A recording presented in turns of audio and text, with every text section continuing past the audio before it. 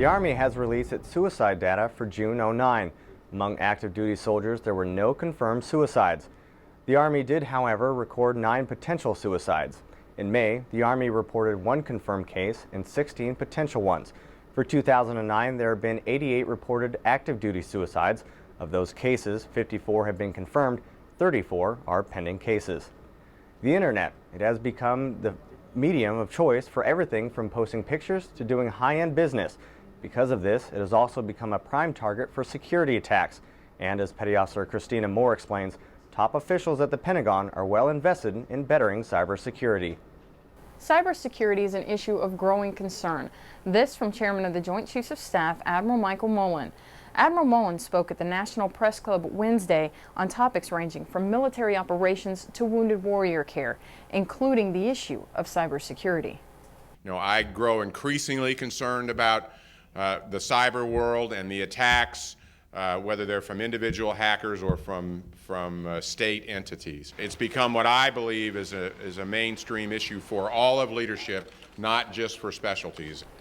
In the last month alone, civilian news agencies have reported attacks on civilian and government websites, both in the U.S. and abroad, a fact Admiral Mullen acknowledged, and he said there has been a large investment into addressing the concerns raised by working in cyberspace.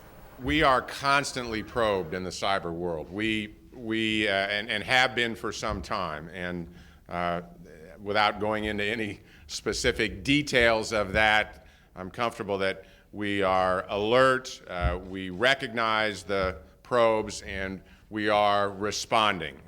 But again, it's an area of growing concern for all of us in leadership positions. Admiral Mullen also emphasized, because of the concerns associated with cybersecurity, the Department of Defense needs to focus heavily on the threats both now and in the future. Reporting from the Pentagon, I'm Petty Officer Christina Moore. The chairman also attended a solemn ceremony Wednesday as the remains of 7 American service members killed July 6 during combat operations in Afghanistan were returned to the U.S.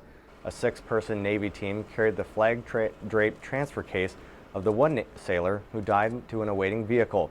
A 6-person Army team then carried the transfer cases of each of the 6 soldiers into a second vehicle. When the case holding the 6th soldier was placed into the vehicle, all present rendered a final salute. 26 family members from around the country traveled to Dover to witness their loved ones return. The 7 service members were killed in Afghanistan in 3 separate attacks on Monday. The Taliban have been increasing their attacks as U.S., NATO, and Afghan forces push deeper into southern Afghanistan. The Senate Armed Services Committee is considering the nomination of 2 senior defense leaders. General James Cartwright is up for reappointment to the grade of general and to the position of Vice Chairman, Joint Chiefs of Staff. Admiral Robert Willard has been reappointed to both the grade of Admiral and the commander of the United States Pacific Fleet. Over the last nearly 2 years, I've had the privilege of working with the members of this committee on many vital issues, helping to shape the force, meet the wide variety of challenges our nation faces. If confirmed, I look forward to continuing our efforts in support of the nation. During his testimony, General Cartwright discussed the U.S.-Russia missile treaty and also called for changes in the makeup of the Pentagon's Joint Requirement Oversight Council. Ahead on Around the Services, family matters. The Navy wants its fleet to get up to speed on all things family-related. We'll show you some of the programs aimed at helping service members and their loved ones. Also ahead, Supermom. She's not your average mother of 2. Meet this fitness fanatic that's ripped and ready to compete. Stick around, Sergeant Ted McDonald is back with more.